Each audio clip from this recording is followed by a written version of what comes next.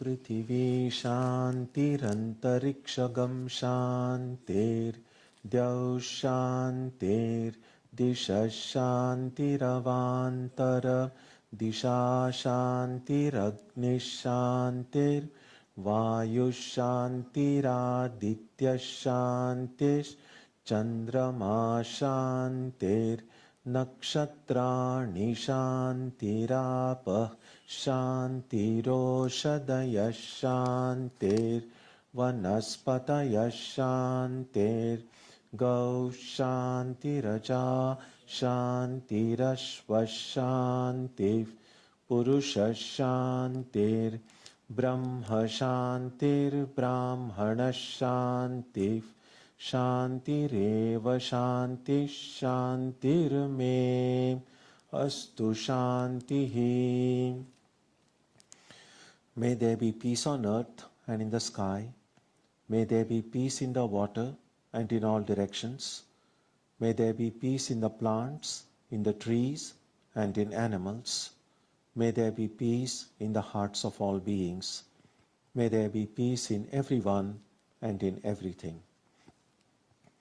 Sarvetra sukhinas santu, sarve santu niramayaha, sarve bhadrani pashyantu, ma kaschid dukkha bhag bhavet, sarvastaratu durgani, sarvo bhadrani pashyatu, sarvas sadbuddhimapnotu, sarvas sarvatra nandatu. May all be happy and healthy. May all see what is good, and may no one experience misery. May all overcome their obstacles and acquire good tendencies. May people everywhere find joy and fulfillment.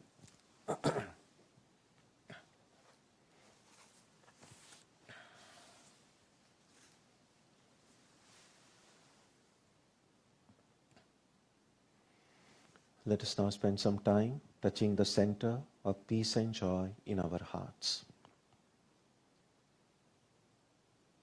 A good way to begin the practice is to withdraw the scattered energies of the mind and bring them to rest on one point. That point can be our own breathing. Let us therefore practice breathing with awareness. As we breathe in, let us visualize that our body and mind are being filled with love, strength, and compassion. And as we breathe out, let us release all the stress, anxiety, and exhaustion in the body and mind. Let us practice this way for a while.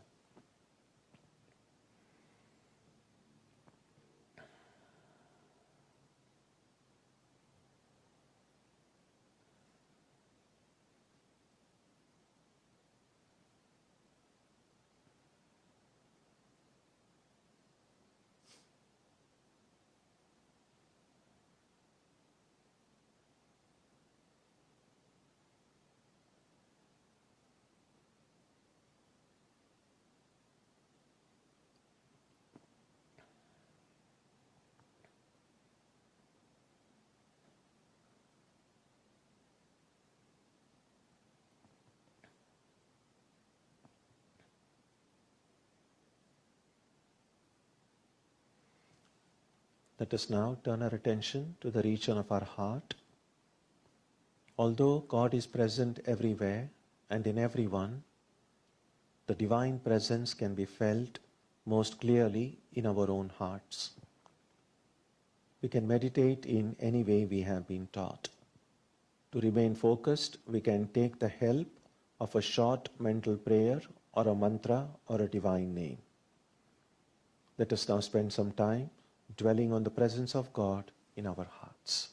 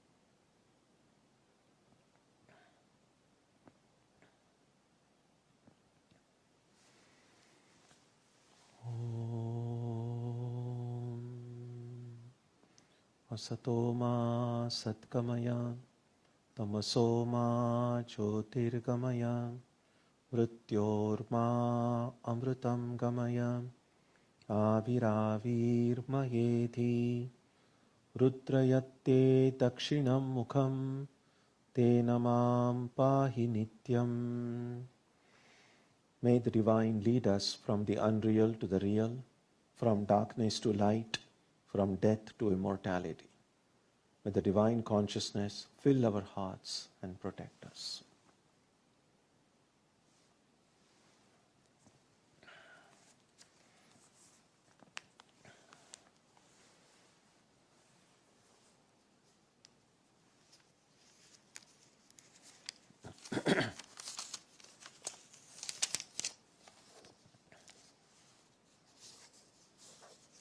In our last week's reading, there's one question that we were discussing, and that is the question that Swamiji raises. How did the perfect being, which is how all of us were, how did we become imperfect? In one form or other, in every religious tradition, it is believed that in the beginning there was the ideal state. Everything was pure, everything was perfect, we were with the Lord and everything was fine. And then that ideal state somehow was lost and we are in our present state now. Now different religious traditions and different philosophical systems try to explain how that change occurred. The most, among the most well-known explanations or stories is the story of how Adam and Eve lost their chance to continue to stay in paradise with the Lord. And that's how from that very happy, blissful state, they came to this world in which all of us are. And that was an act of disobedience. And so, does Vedanta have any explanation about why and how that fall occurred? And Swamiji here simply leaves it by saying, the Hindu is bold, Hindu says, I do not know. He doesn't develop the idea further. I would think partly because this was a plenary session, there were several thousand people sitting in front, there was the restriction of time, and also the explanation about what does this I do not know mean would need a lot of philosophical nuance which probably may not have worked in that large gathering. There were several scientific sections at the Parliament of Religions which were a much smaller group in which they took up specific subjects. Now, we do not have the details and records of what topics were discussed and what Swamiji spoke there. It's possible that Swamiji may have discussed this in those smaller groups, but certainly at other times after the Parliament, this topic does come up, and this has of course been discussed extensively in other Vedanta texts. So very briefly, how do we flesh out this simple statement that the bold answer to that question is, I do not know? The reason why the perfect became imperfect cannot be answered is that the question cannot be formulated logically. Let me put it this way. Every question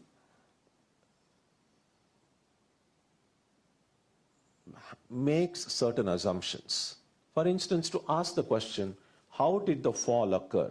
How did our present imperfect state came to be from that state of perfection? Now, this question assumes that the fall has occurred. This question assumes that we have become imperfect. Now, if we have become imperfect, then of course, we will have to give an answer about how did that happen. The problem in answering that question is, if we have become imperfect from the state of perfection,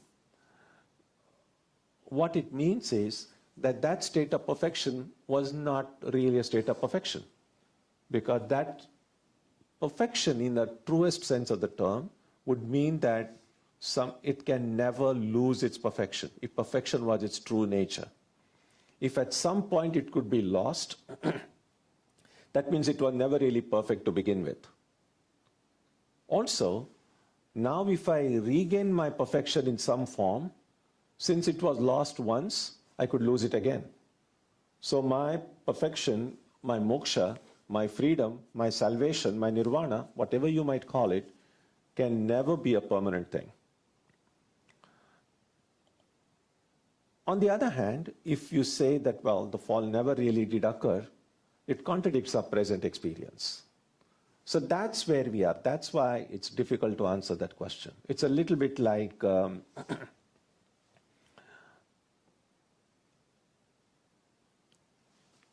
give a simple example, if a little child goes to sleep and then dreams of a Santa Claus-like figure comes and meets and talks with him and gives him toys, and then the child wakes up in the middle of the night and wakes up, his mom sleeping nearby, and wakes her up and says, "Mom, just now I was talking with Santa Claus, and where has he gone?" Now, what would the mother say? I think a mother might say, like, "I do not know." Because now to tell the child, well, that was only a dream, you're not really seeing anybody, that wouldn't make sense to the child. Or that child would say, well, it's going to create more confusion. On the other hand, to assume that the Santa Claus was there would not be true either. And so that is how the starting point in Vedanta becomes this answer, "I do not know." We know from our own experience how impossible things can happen, seemingly happen, when we enter a state of not knowing. And one state of not knowing is the state of sleep. State is a sleep. Sleep is a state in which we do not know. So at some point, we are lying down in our bed. At that time, we know. If someone were to ask me, "Who are you?" I can answer that question. If someone were to ask me, "Where are you?" I can answer that question. I can say, "I am lying in my bed. I am so and so." I know. And then suddenly, at some moment, when I'm turning and twisting in my bed, hoping that sleep would come, suddenly sleep comes over me. Now, what is sleep? I no longer am able to answer those two questions. Who are you and where are you? Ignorance. So that is what Swamiji meant by "I do not know." Now, when that "I do not know" state happens every night, that's when dreams occur. That's where we go to distant places, we see things, and then when we wake up in the morning, all of that dream world disappears. Does the dream world exist? That's a question not easy to answer. Well, you're going to say, well, it doesn't really exist because it's no longer there. On the other hand, if it didn't exist, how did I see it? So you cannot say it exists, you cannot say it doesn't exist. It's bewildering, it's inexpressible. That is the reason it's difficult to answer that question. That is the reason Swamiji says you have to be bold and say, "I do not know." Because it's only from this "I do not know" condition that impossible things seemingly become possible. Not really, but apparently. Now, Swamiji didn't discuss all these nuances, but I think it's good to kind of keep in mind when Swamiji says we have to be bold and say, I do not know ignorance. I do not know is admission of ignorance. And ignorance is the starting point of all the mess that we find ourselves in today. And if it all can be traced back to ignorance as the primary cause, then ignorance can be removed only through knowledge. Nothing else will work. Knowledge alone can remove ignorance. Jnana alone can remove ajnana. And that is the idea here. So let's continue. That's on page 17. Well then, the human soul is eternal and immortal, perfect and infinite. And death means only a change of center from one body to another. The present is determined by our past actions and the future by the present. That's simple law of karma. The soul will go on evolving up or reverting back from birth to birth and death to death. This phrase is important, reverting back. That there is a popular idea in some minds that when we think about evolution, how from this simplest of organisms, now we have come up to such complex creatures, and that evolution will only go in one direction. And this idea of evolution sometimes mistakenly get mixed up with the idea of rebirth, meaning that, and again this is the wrong assumption, that in our previous births we might have been apes or we might have been animals, but now that we have in this birth reached the human stage, even if we are born again, it will be as human beings or some higher beings, because we have already reached a certain stage in evolution. And that's not what the law of karma states. And that is why it's not just evolving up, but also reverting back. So there is no guarantee that if we are human beings now, that we will be human beings again in the next birth. We could be in any living body. Human beings, animals, plants. Again, and even if we are in the human body, there is no guarantee that we will have the kind of privileges and advantages that we have today in the next birth as well. So think about it this way. Just from the law of probability, that we could be born in any of these hundreds and thousands, maybe millions of species, out of which human being, as we are now, is just one. So that probability itself is pretty small. And within human beings, we see so much gradations, that people with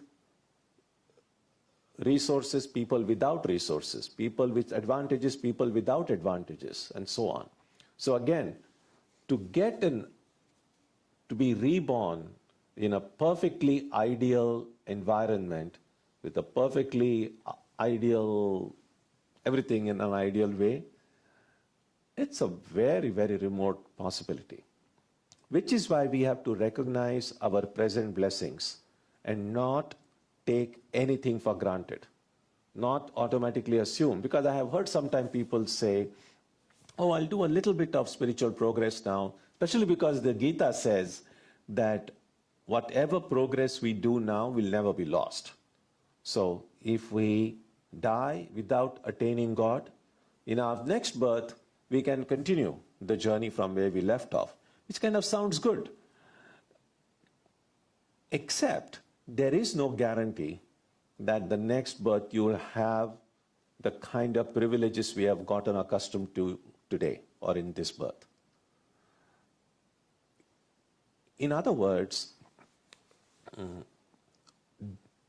for a spiritual seeker, it is best not to postpone anything, to say, oh, it's enough for today or enough for this birth. I can continue next birth. because we don't know. Think about it this way. You don't really even have to imagine this. I mean, there could be, and there are right now, certain parts of the world where the economy is so bad that people are not even sure that the savings they have in their banks are safe. Now, if such a situation were to occur, then people in those parts where nothing can be assumed, nothing can be taken for granted about what one's resources will be a day from now or a week from now, for such people then to make long-term plans would be practically impossible. You just have to say, whatever opportunities are available to me right now, let me make the best use of it, because who knows what will happen in the future. And in some sense, that is true for all of us, irrespective of where we are or in which part of the world we live. Because life is uncertain. None of us really knows anything what will happen the next minute, what to speak about the next day or the next year. I mean, we might make plans, but a spiritual seeker, therefore, learns to live in the present, making the best use of the opportunity, trusting in God that things will turn out well, but also recognizing that the only thing in our hands at any moment is this moment, that's all. And that's why this is important to remember. The soul will go on evolving up or reverting back from birth to birth and death to death. And then Swamiji raises another question. But here is another question. Is man a tiny boat in a tempest, raised one moment on the foamy crest of a billow and dashed down into a yawning chasm the next, rolling to and fro at the mercy of good and bad actions, a powerless, helpless wreck in an ever-raging, ever-rushing, uncompromising current of cause and effect, a little moth placed under the wheel of causation, which rolls on, crushing everything in its way, and waits not for the widow's tears or the orphan's cry. The heart sinks at the idea, yet this is the law of nature. Very poetic. So are we just at the mercy of these laws of nature? And the law of karma, or the theory of karma, is seen as a law of nature. So are we just victims of this whole, is nature just playing with us? And in some sense, it's possible to think about it that way. It's like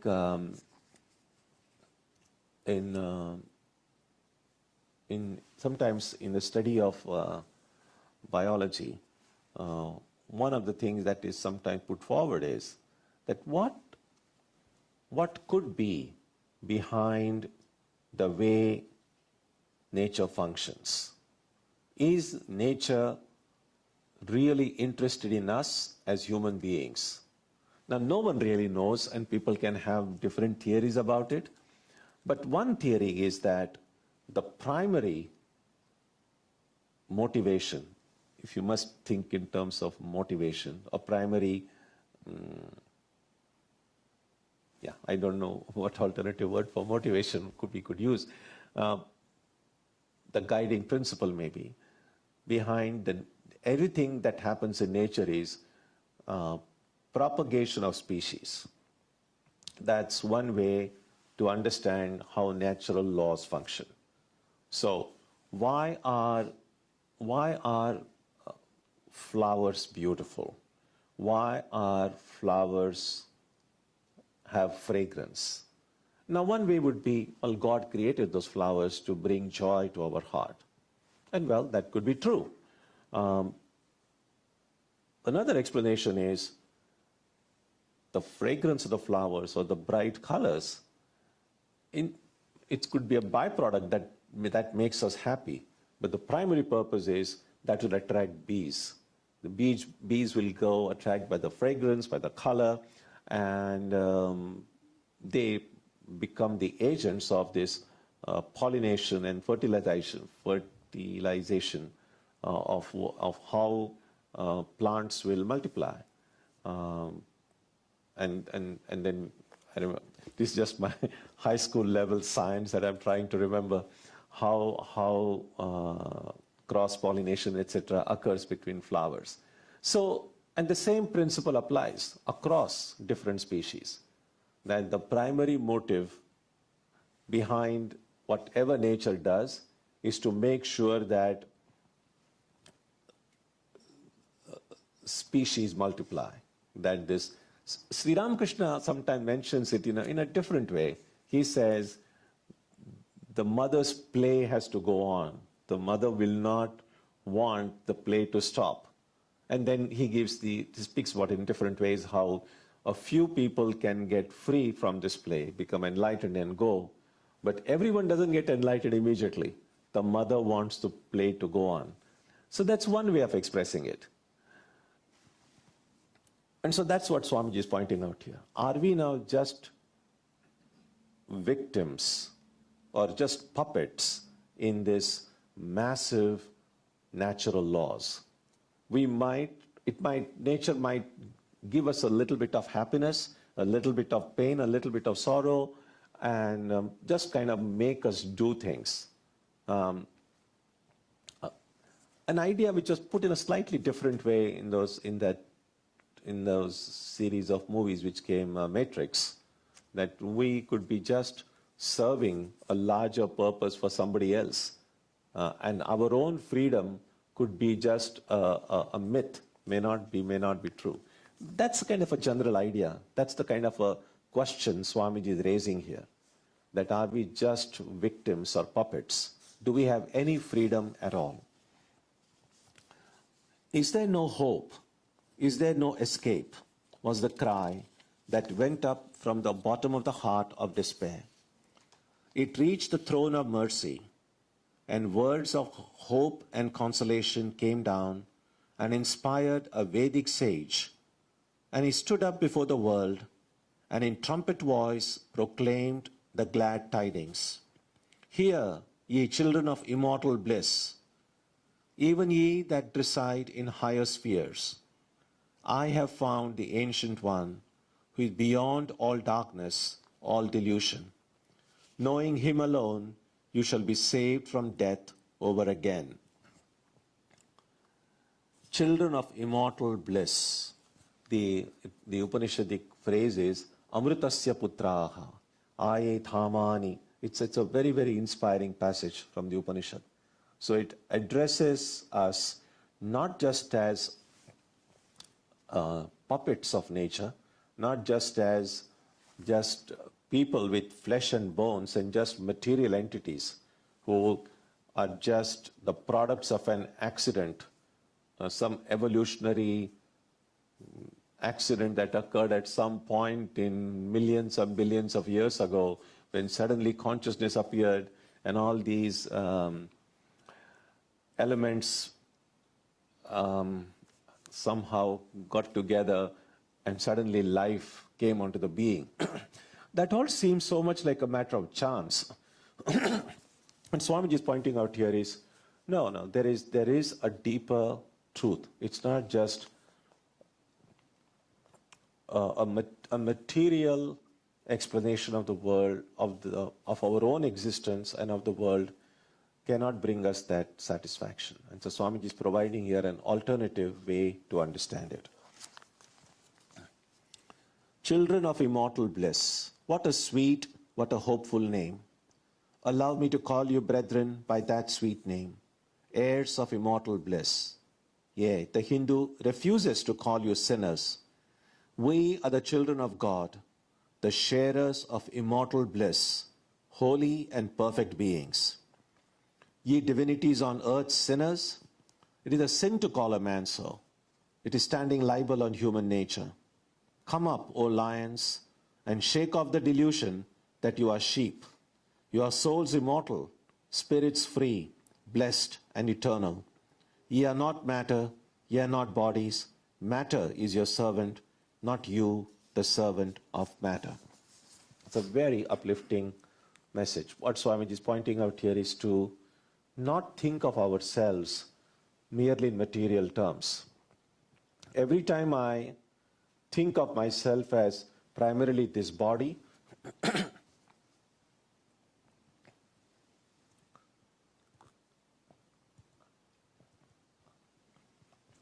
primarily this body and mind, which are so prone to change and transformation, I'm reducing myself to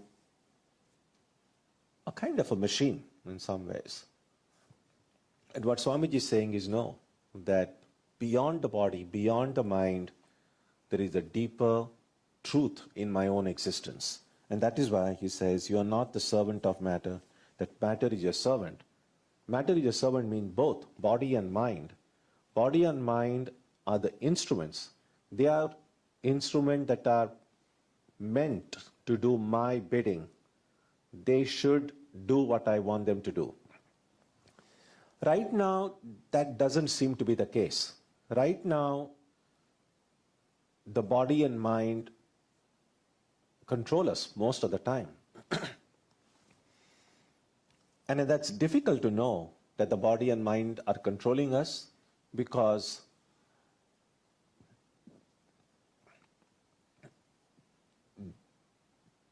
they control us while making us feel that we are free. They control us while making us feel that we are actually controlling them. And that's the most dangerous part. That's why they say that the best leader is one who doesn't make you feel that you are being led. In that sense, I think nature is a pretty good boss, and a very smart boss, in the sense that it makes us do things while making us think we are free, while we are not really free. And so that's something that a Vedanta student has to reflect over.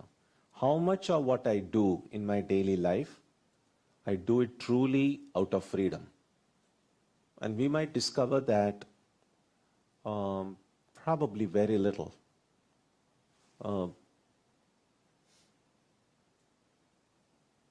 Everything that we do, there is a motivation behind that all of our actions. Our desires, our hopes, our ambitions make us want to do this or that. I might think that I'm making those choices, but I'm really being pushed from behind or pulled from in front and it's done so subtly that I don't even realize it. And one example would be, for instance, let's say, if you go to buy a pair of shoes.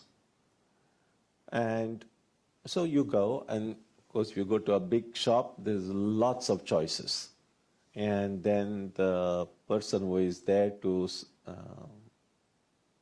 sell those things might offer you, say, try this on, try these. And so we have like 10 pairs in front of you. And then you try out a few, and then finally you choose, okay, I'm going to buy these. Now, through all this process, it just seems like, well, I have some freedom. I could have chosen any of those 10 pairs, and I chose one. So that seems an act of freedom. But maybe not. Think about it this way, that I already have some pre-existing ideas about what kind of color suits me, what kind of shoes I like.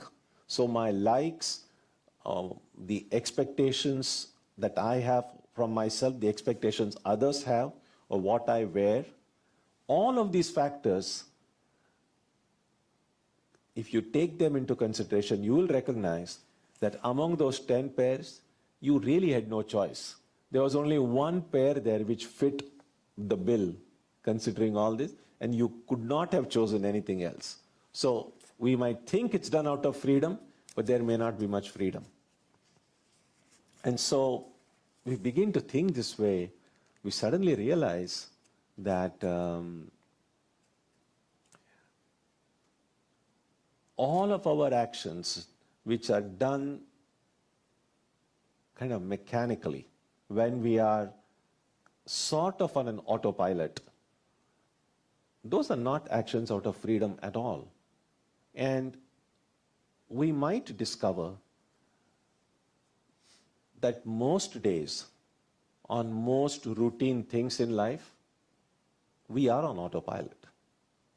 Which is why the great stress that is often given on being alert, being mindful, not doing anything mechanically. Because only if we are alert, if we are able to look at every situation with a fresh pair of eyes, with a fresh mind,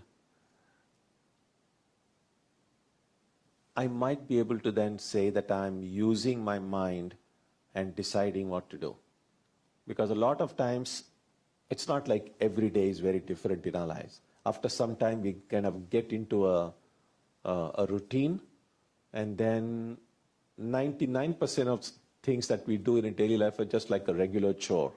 And therefore, we don't feel the need to pause and think with every little thing that we do. And so we just keep on doing things out of past habit. But it's helpful to cultivate that habit of seeing everything all the time, if we can, ideally, with a fresh look.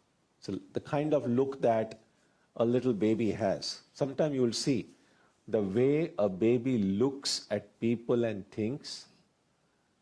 It's very beautiful. Why does a baby's look is so charming? Because everything the baby looks, it's as if the baby is seeing for the first time. There is something to be learned from little.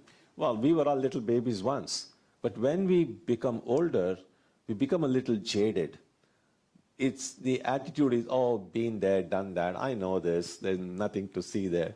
So slowly, everything kind of becomes old. Everything kind of becomes like, I know it. And then we stop thinking, we stop looking, we stop hearing. And then our life becomes very mechanical then. And so one way would be, even if we are doing the things you have done hundreds of times before, to try to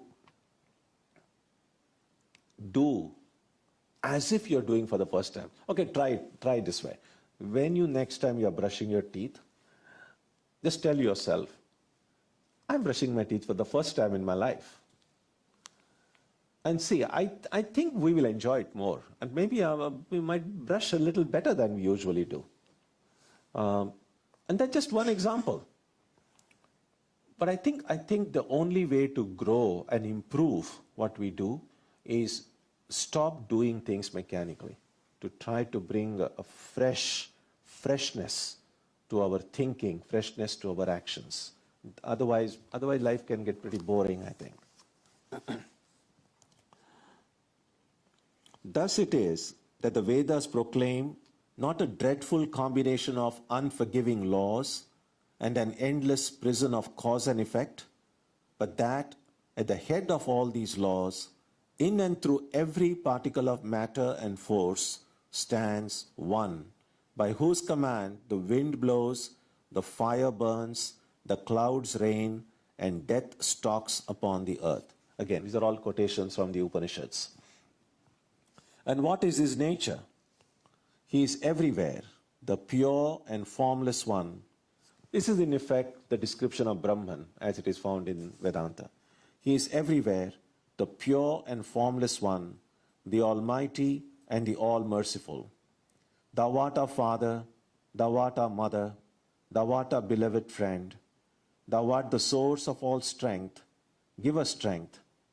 Thou art he that beareth the burdens of the universe. Help me bear the little burden of this life. Thus sang the rishis of the Veda. And how to worship him? Through love. He is to be worshipped as the one beloved, dearer than everything in this and the next life. This is the doctrine of love declared in the Vedas, and let us see how it is fully developed and taught by Krishna, whom the Hindus believe to have been God incarnate on earth. And then Swamiji will describe some of the Gita teaching that Krishna gives. So I'll pause here now. So what do you think about the ideas that we discussed today? What are your thoughts? Do you have any comments or questions on these ideas? Yeah. Swamiji, when we begin to meditate, we often chant a mantra repeatedly, and it becomes mechanical as a way to focus our mind and to bring alertness. So can that not be possible, that we choose to do things mechanically? So I guess I'm not... Yeah, so through the mechanical, can we focus our mind and see something higher? No, it should not. That's the whole point of japa, is that it should not become mechanical. Because if it becomes mechanical, then why not just put a I was about to say tape recorders. Nowadays, nobody uses tape recorders anymore. You can just kind of have a digital version of your mantra being chanted through your computer. Because if it's being done mechanically, then a machine could do it. Why do I need to do it? So it should not become mechanical. So I guess I'm confusing myself. Instead of mechanical, I mean it's repetitive. So typically, that's fine. It could be repetitive, but it doesn't have to be mechanical. So how do we do things repetitive but not mechanical? I think that's the whole challenge. And that is, if I can... Thing is this, the japa that we do is of our chosen deity, of our Ishta, of the divine in the form that resonates with our head and heart. So when we are thinking about someone we love, someone who is so close to us, it should not become mechanical. If it becomes mechanical, means that I'm just kind of doing it out of habit. It's a little bit like when I return home from work, and let's say a father returns home from work and the children come running saying, "Daddy, Daddy, how are you?" And you're like, "Yeah, how are you? Doing well." But you are really thinking about your workplace thing. But out of habit, we just say, "How are you?" So, and I think sometimes children can pick it up pretty quickly. They know exactly whether when we speak to them, whether we are really there or we are just kind of doing this small talk while the mind may be somewhere else. And so if children can pick it up, I'm sure God can pick it up too when we are doing japa and our mind is someplace else. So yes, I think what you are saying is when things become repetitive, there is a danger that they may become mechanical. I agree. That's a real danger. And the only way to prevent that thing becoming mechanical is to be fully there. Think about it this way. If I am...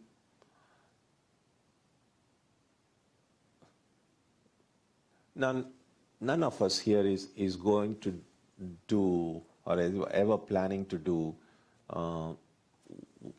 what do you call that? Rope walking? Walking, people who... Tightrope walking? Okay. So that may not be none of us, not that I'm aware of any of you are planning to do it or have done it.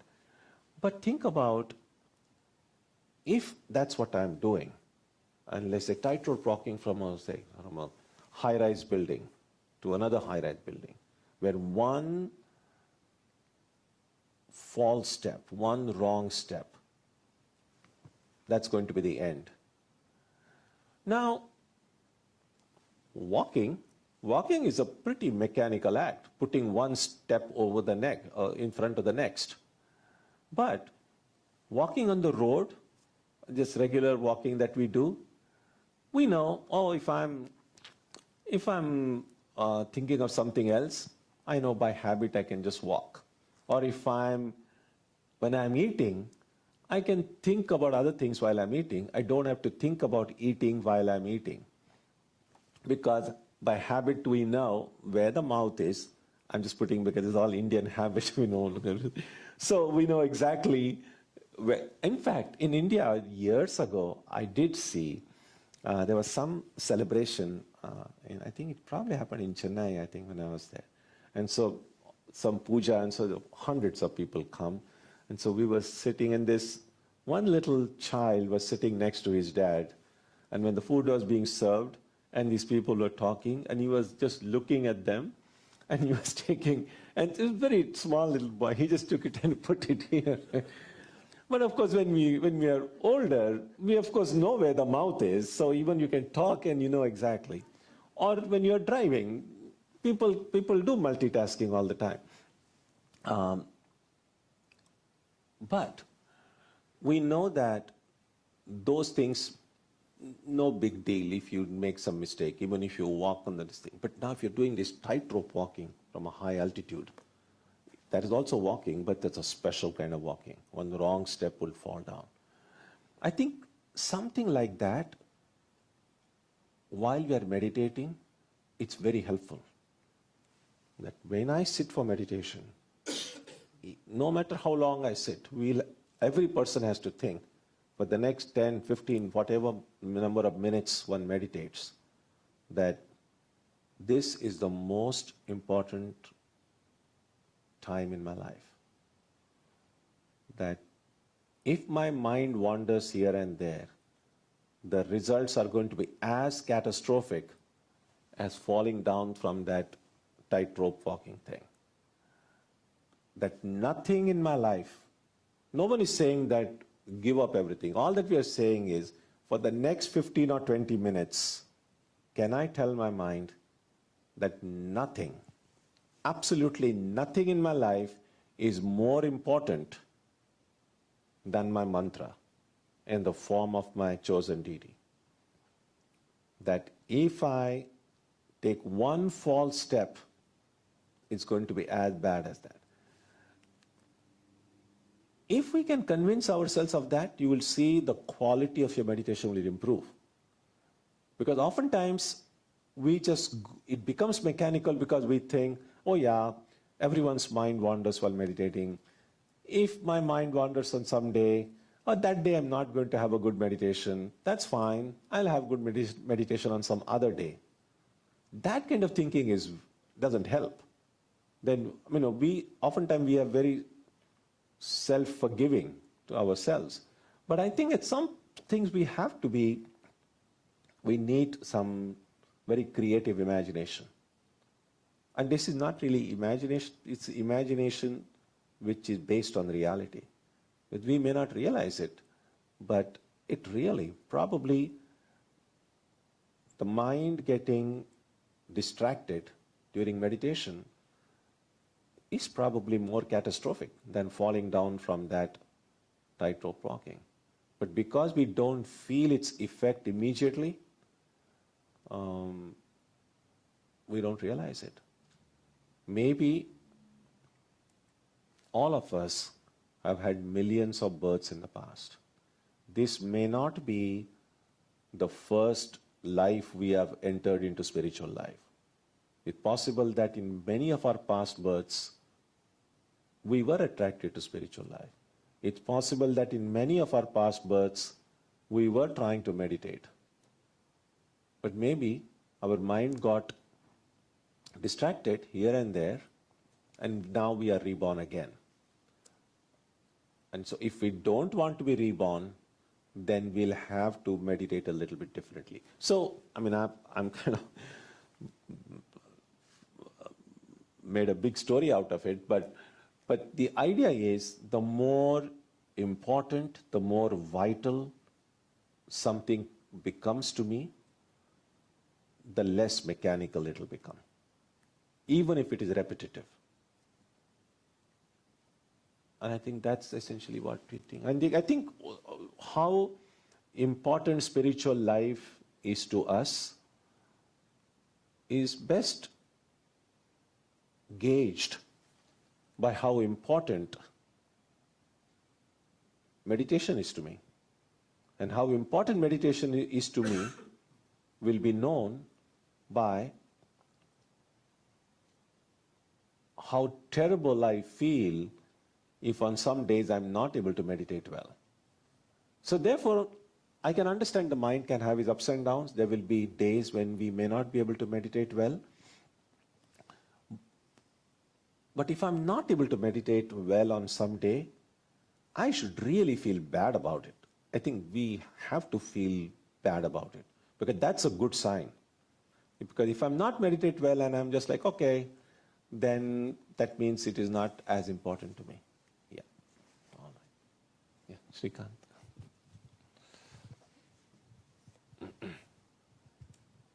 Swamiji, continuing with what you said,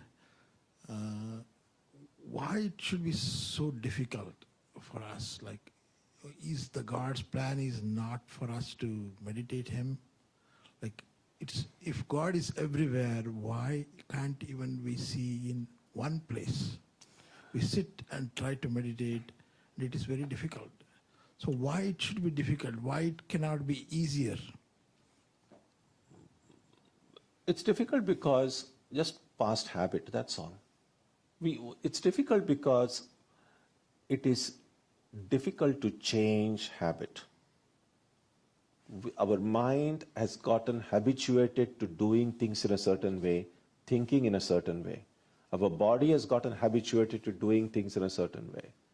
And when we turn to spiritual life, we are in effect trying to create a new habit, a new way of thinking, a new way of sitting, a new way of focusing.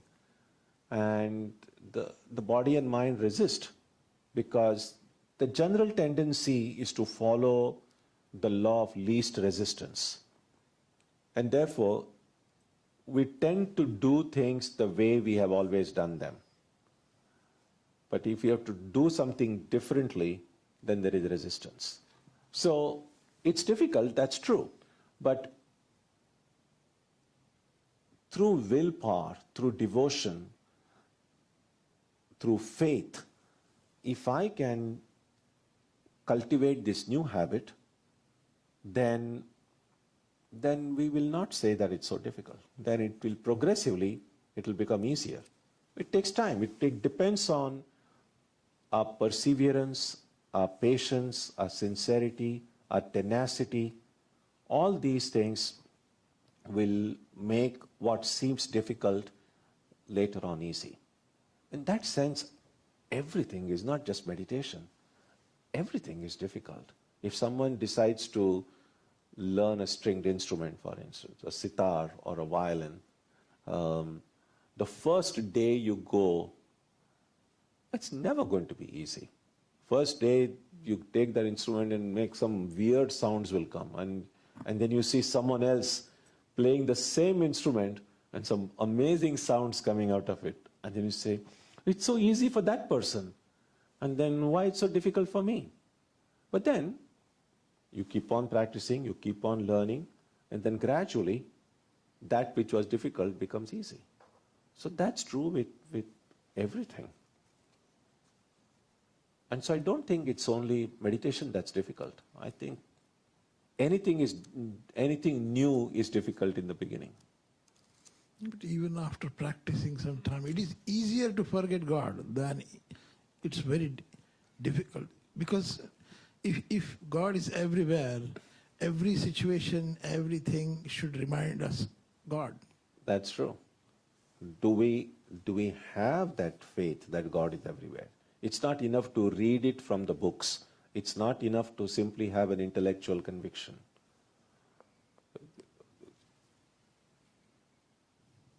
I think even before we have had a vision of God, even intellectually, to know that God is everywhere, that strong faith that God is everywhere, our life will change, even though we may not have had any experience of God.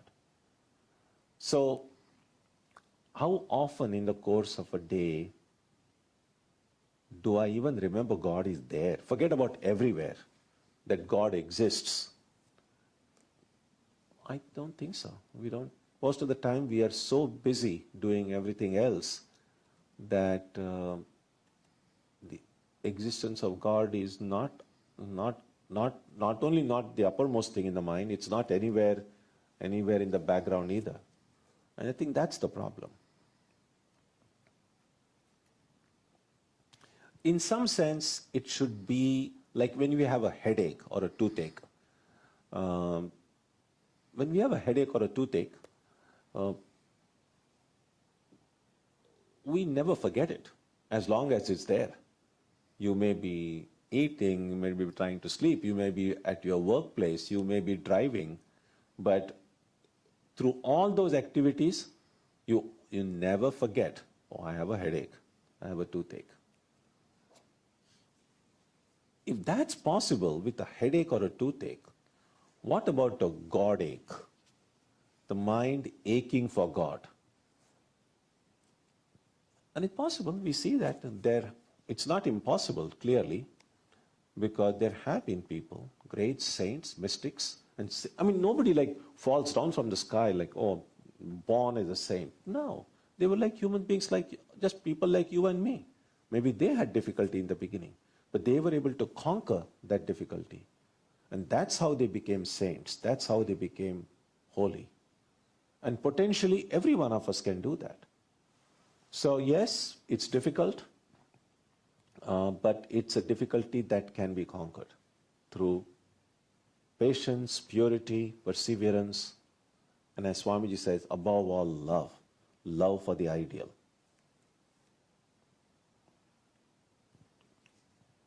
So, that's in some sense, that was what Arjuna did in the Gita.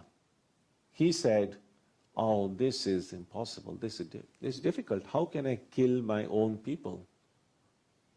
It's no. And then what Krishna said was, no, get up.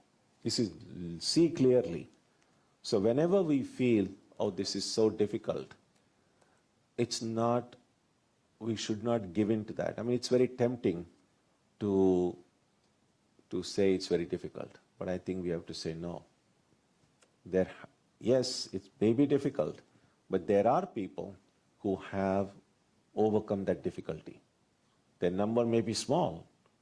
Why cannot I be one of those small number of people who overcame it?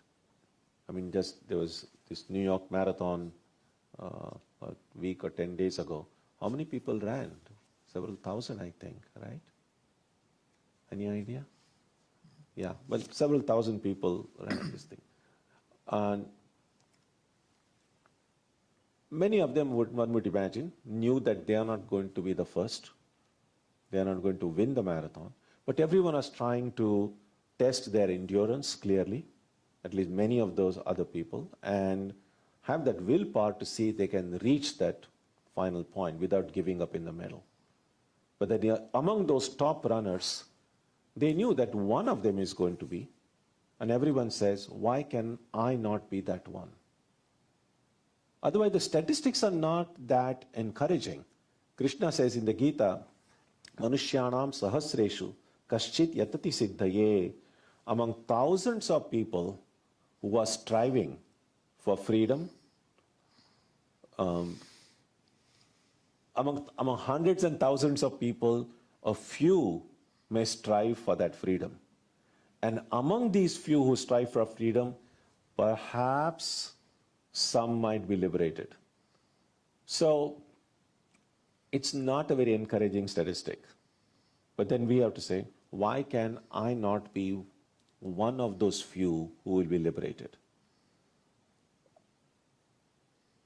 And the statistics are really actually more encouraging than the probability of winning the lottery. But people do buy lottery tickets, right? So if we can keep our hopes up about winning the lottery, why should we not keep the hope up about making this meditation, which might seem difficult, becoming easy and natural and spontaneous? So be positive. Okay. Thank you. Yeah.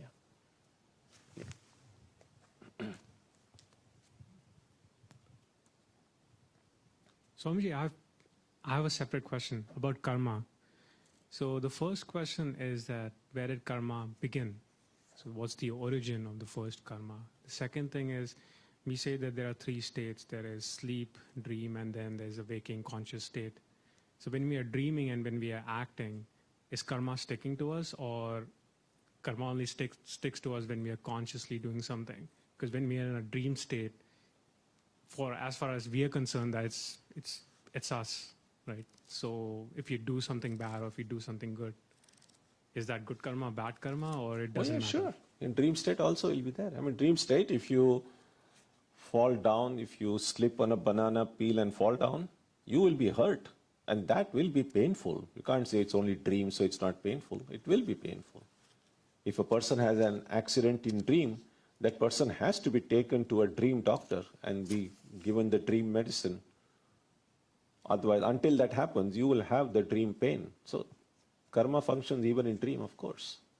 So if you did something good in your dream, so that will apply to your karma in your next life. Is that how that's how I understand it, or? Whatever, it doesn't matter whether it's a dream or waking state. Whatever actions you do with the idea that I am doing it, you become responsible for those actions. And whatever consequences those actions bring, whether it's good or bad, joy or sorrow, you will experience it. And so that doesn't make any difference. And about when karma began, it never began. It's always there. It's like asking, where does the circle start? A circle doesn't start anywhere, it doesn't end anywhere. And so this question is not very different from the question, how did the perfect become imperfect? Well, it didn't become imperfect. So if you ask me, when did karma start? How did it start? I'm going to say, well, it never started.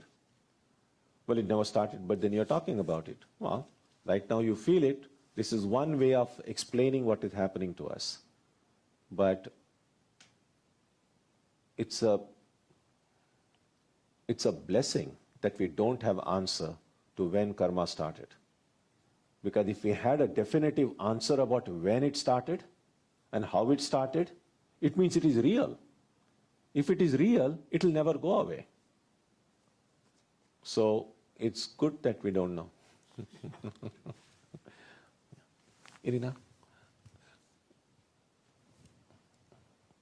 I'm just in doubt. Should I say, shouldn't I say? Sitting in doubt. I like very much in today's talk that we brought sense of urgency to our spiritual quest. And I remember from previous lectures years ago, you mentioned that ask yourself, why did you develop interest in spirituality? Why did you start this practice? What pushed you to do it? What brought you there? So I'm just thinking about this question. So this sense of urgency, sense that you're not safe in this world. And why at all? It's nobody pushed me just to do this spiritual practice. Why did I come? Why? What happened? If I remember this episode of my life, what brought me to spiritual life? And it was probably not, maybe it was just some urgent situation in my life. If I remember, that's already, I think it's a good guidance for me. So if I attend this place of suffering, all suffering, oh, maybe this suffering is still in me, still in me. Then it's some answer, okay, that's why I started the spiritual practice. It's not Irina pushed me just to do somebody's practice. No, I started, then that's one thing, urgency.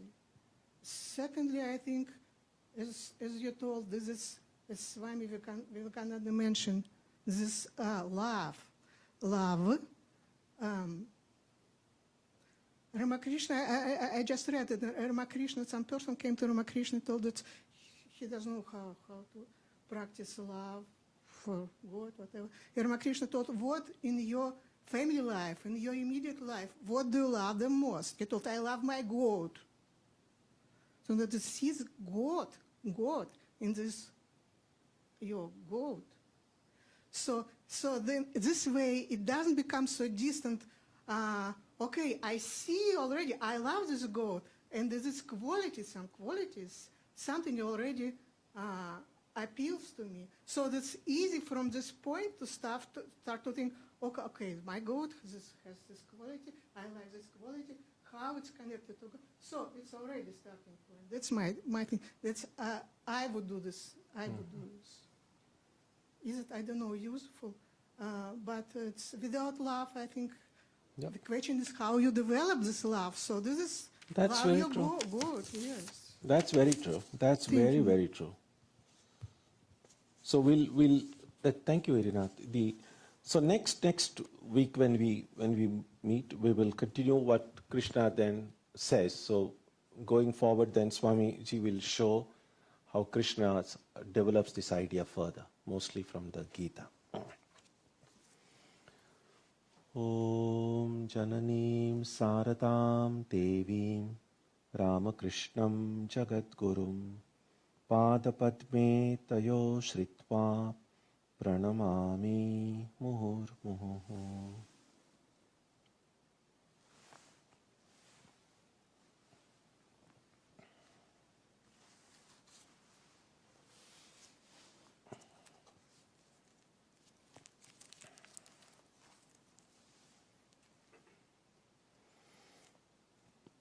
On Sunday, we will have Antar Yoga, as we do every month. There will be reading from different texts, there will be music, and they will also celebrate the birthday of everyone born in the month of November.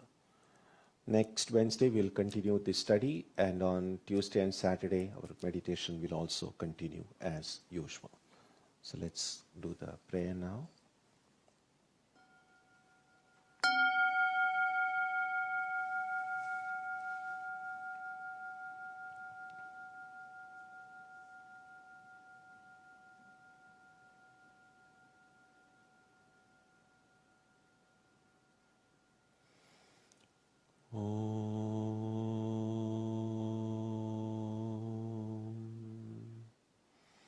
May the Divine Being, who is the Father in heaven of the Christians, Holy One of the Jewish faith, Allah of the Muslims, Buddha of the Buddhists, Tao of the Taoists, Ahura Mazda of the Zoroastrians, the Great Spirit of the Native Americans, and Brahman of the Hindus, lead us from the unreal to the real, from darkness to light, from death to immortality.